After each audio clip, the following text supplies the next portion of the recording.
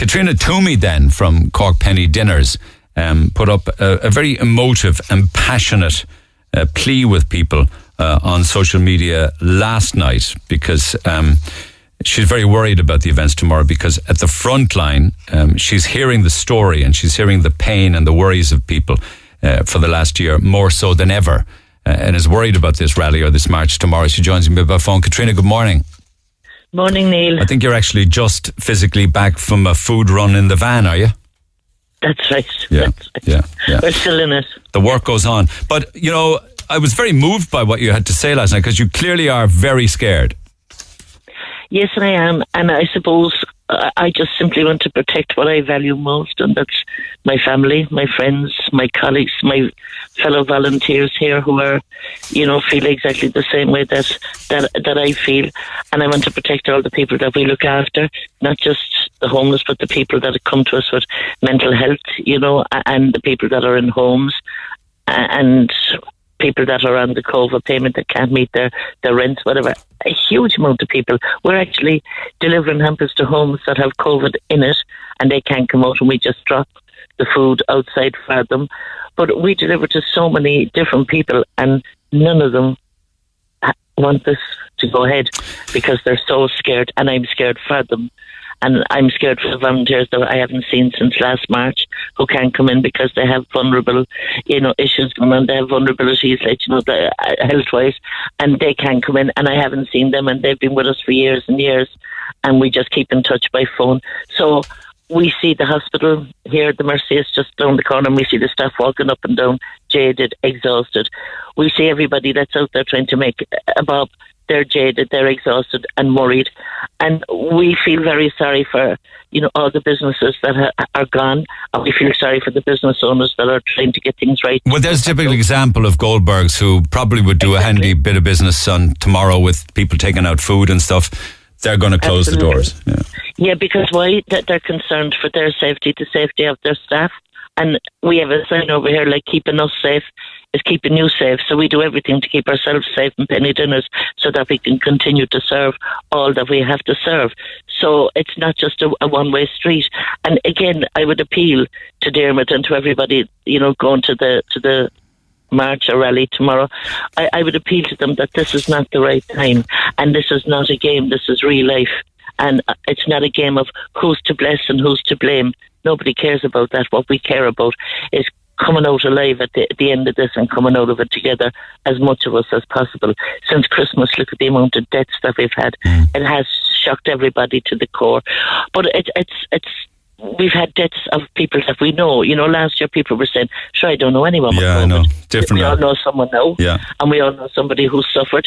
And we've seen the funerals, we've seen everything, and so many things that are happening that are not normal, but we're getting on with it because why? We want to stay safe and we want to protect all our loved ones. And I'm sure tomorrow, I know there'll be a presence on the street of the Gardaí, obviously, but they all have families to go home to as well. Yeah, the guys actually said rallies like this are not helping anyone to get out of lockdown faster. And you were making that point in your post, actually. The numbers in Cork are so low now, you're saying we want to keep them that way.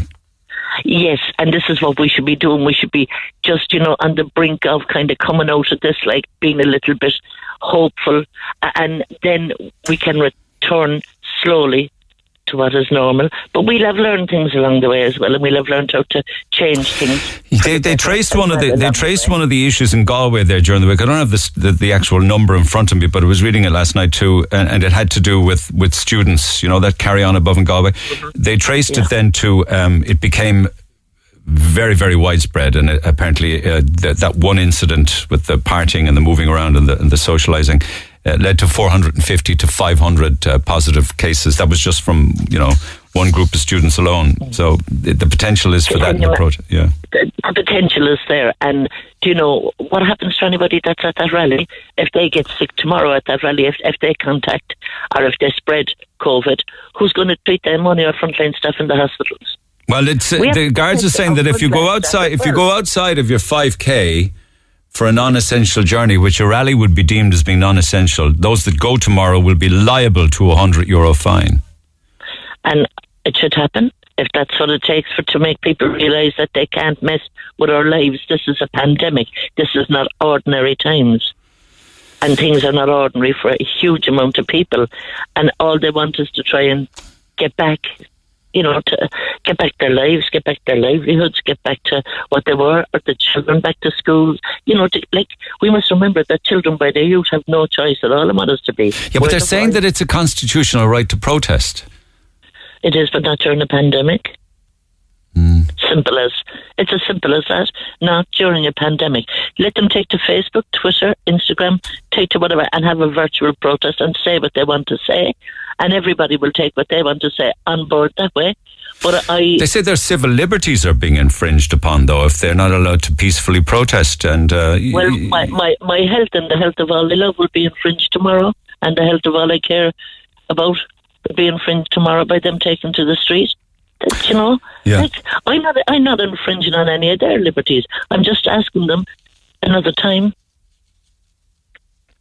Someone I care about is someone I look after. I'm asking the people not to attend because being a family person, a friend, a colleague, a lifeline to many through Penny Dinners, and especially someone who has seen the sadness of death, the horror of hunger, the rawness of suffering, the fear of so many, I am asking those who are going to protest to think of those who are struggling. Don't take our lives in your hands. Err on the side of caution, and please let us all be safe. What kind of response did you get to the post, Caitriona? Oh, there's a huge response, and people have been ringing me to say that that's how they felt, and they wanted to say that as well, and the reason I suppose I put her up is because I was speaking to a cousin of mine yesterday, Lil, and we spoke about it, and she said, could you do something? She said, because we all need to protect our families, we all need to protect our friends. And she was saying, go on, and I was thinking, I had been in my mind to put up something, but I didn't want to put up. But after speaking to her yesterday, I felt like she felt.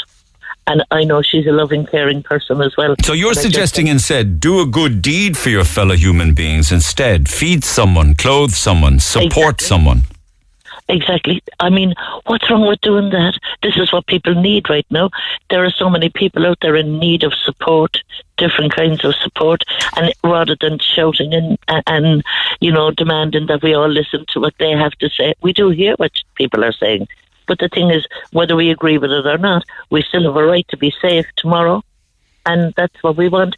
We're now at an all-time low with numbers, with everything. Yes. Things are looking good in Cork. Yeah.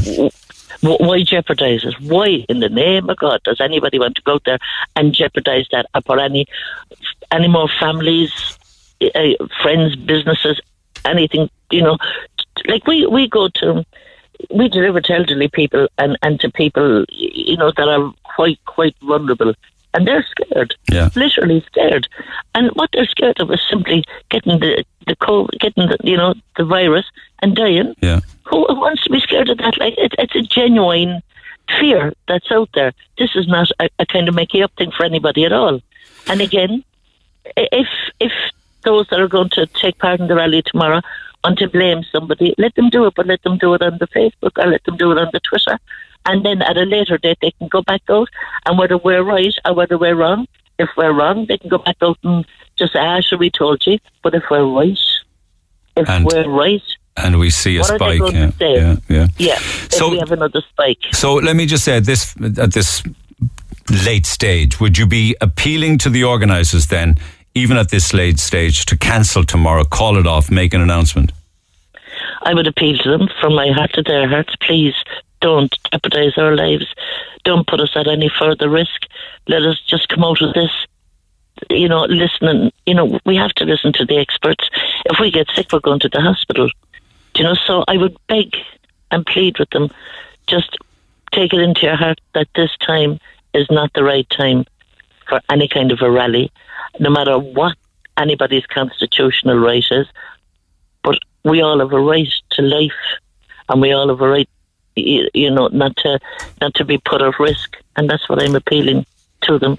Do it another time. Wait till we're all out of it, and there might be more people joining with you, and protest about what you want to protest about. That's not the issue. The issue is the mass gathering of people that's going to jeopardise us. Okay. Caitriona, thanks for taking the call. Let's see if anybody's listening. Appreciate it as always. Caitriona Twomey with Penny Dinners.